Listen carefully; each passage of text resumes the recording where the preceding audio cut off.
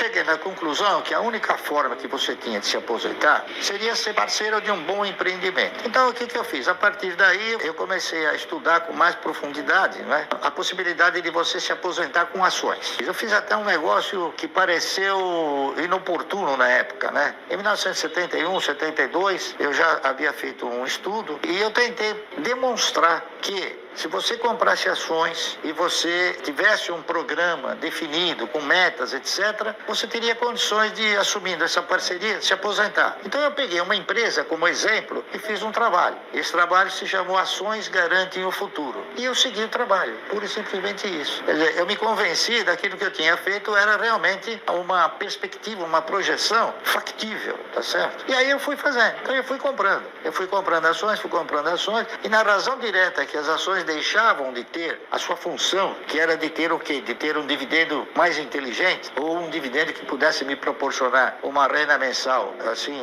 eu diria, confortável, né? Eu fui trocando. O primeiro movimento que nós fizemos foi comprar ações de uma empresa chamada Centrais Elétricas de São Paulo. Ela se chamava Centrais Elétricas de São Paulo, CESP. Aí, quando ela mudou para a Companhia Energética de São Paulo, que o Paulo Maluf criou a Paulipetro e foi obrigado a mudar o nome da CESP, porque a CESP era só energia proveniente de hidroenergia, né? E aí ele ia explorar outra operação, que seria a exploração de petróleo, né?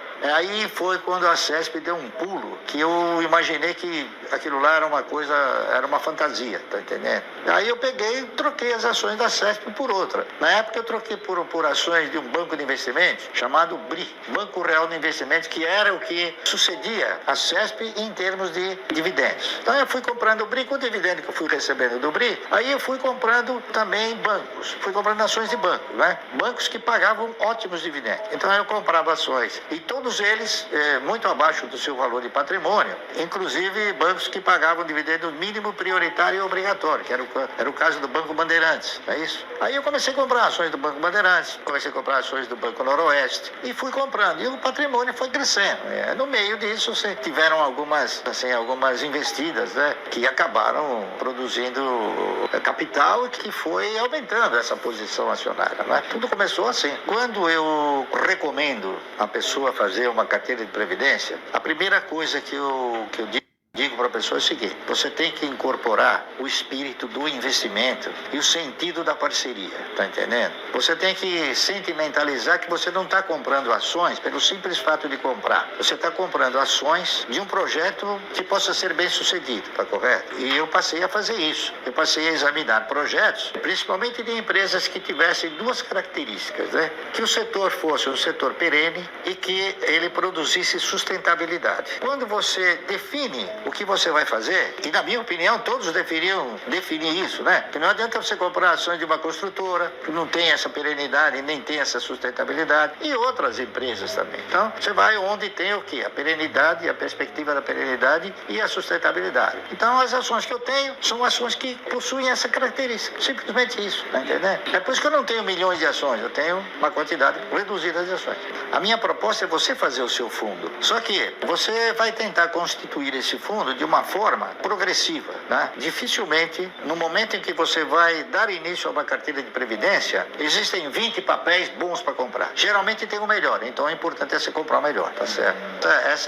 Esse é meu foco. Eu fui me modulando no sentido de, primeiramente, controlar os meus egos e depois administrá-los. Então, eu também fui jovem, também tive, assim, ímpetos, né? Mas eu fiz a coisa e achei que não era bem como eu imaginava. As coisas são um pouco diferentes. Essa aqui é a realidade. Então eu vou atrás de exemplos, de grandes e bons exemplos, tá certo? Lamentavelmente no Brasil nós não temos, assim, um elenco de exemplos bons numa quantidade muito grande. Você tem uma quantidade pequena, né? E é por isso que eu tenho uma quantidade pequena de ações, de empresas que me gratificam muito bem, tá entendendo? Você tem que ter disciplina em tudo. Eu acho que a disciplina é uma coisa que deve te orientar em todos os todos os seus movimentos, não é isso? Senão você acaba desgovernando a sua trajetória, não é isso? A disciplina que eu tenho em relação às ações é ter consolidado o fato, né, de que parceria em ações é a forma mais assim conveniente de você formar uma renda mensal progressiva, tá certo? E se você não tiver a disciplina e a paciência, são dois fatores que eu reputo de fundamental importância para o indivíduo. Então, em tudo você tem que ter o quê? Disciplina. Você tem que ter disciplina na alimentação, disciplina no vestir, enfim, disciplina em tudo. Eu procuro ser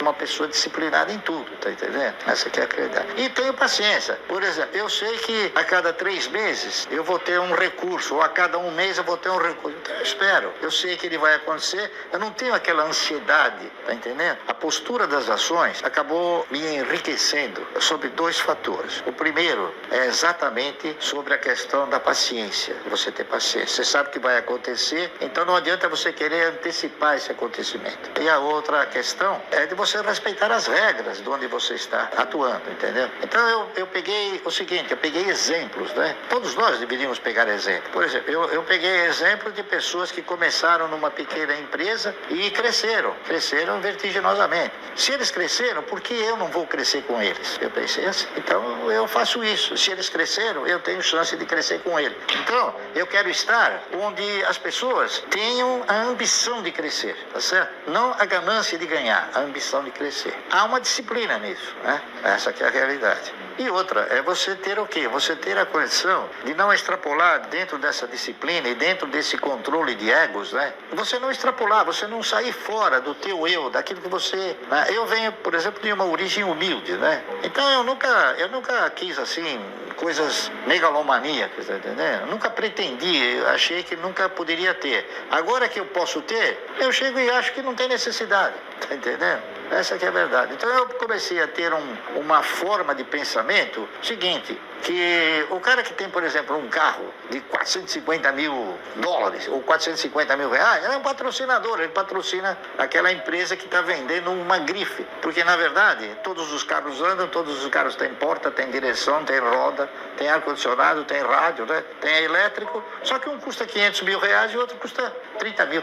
Eu acho que o controle desses egos é mais no sentido de você não querer demonstrar que você está andando numa coisa que você talvez nem goste, talvez você nem tenha podido comprar, e se comprou, foi só para agradar quem você não gosta, tá entendendo? Eu acho que você tem que programar a sua existência, né? Você tem que programar a sua existência de forma tal que você mantenha um certo poder, é isso? Para você ter a condição de se manter bem. Então o que eu fiz foi isso. Eu falei, bom, o que eu preciso para me manter e viver bem? O que é viver bem? Viver bem é fazer tudo o que você gostaria de fazer, tá certo? Sem você olhar para a questão de falar, não, isso aqui eu vou fazer e vou jogar fora, entendeu? Então eu procuro fazer dentro de uma lógica, dentro de uma racionalidade e dentro de uma competência, entendeu? Então, por exemplo, quando eu tiver que comprar alguma coisa, eu vou falar, bom, mas eu preciso disso. Se a resposta for, precisa, ótimo. Mas eu posso? Pode. Então aí eu compro, tá entendendo? Então eu coloco esses egos, eu misturo numa panelinha esses egos aí e faço essas perguntas para mim mesmo.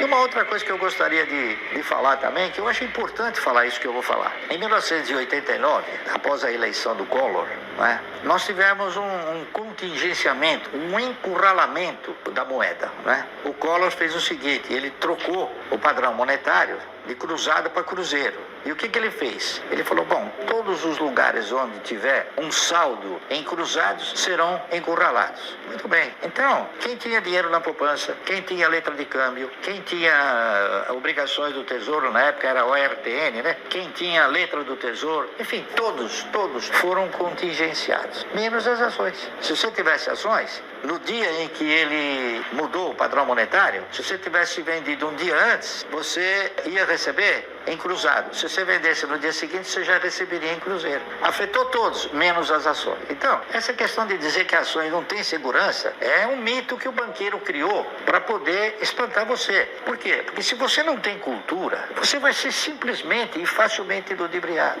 Por que você empresta dinheiro para o governo e não compra grandes projetos? É cultura, não é isso? E você tem medo, alguém colocou na sua cabeça, não, você vai comprar ações, pelo amor de Deus, né? O cara vai quebrar. Esse cidadão que fala que o cara vai quebrar, quebrar. Ele não sabe, por exemplo, que o Clabin tem 120 anos, né? Muitos bancos quebraram e a Clabin está aí, a Clabin, a Suzano, enfim, outras empresas. O meu conceito de riqueza é o seguinte: eu acho que rico é aquele que se contenta com o que tem. Eu sou um cara pobre, tá entendendo?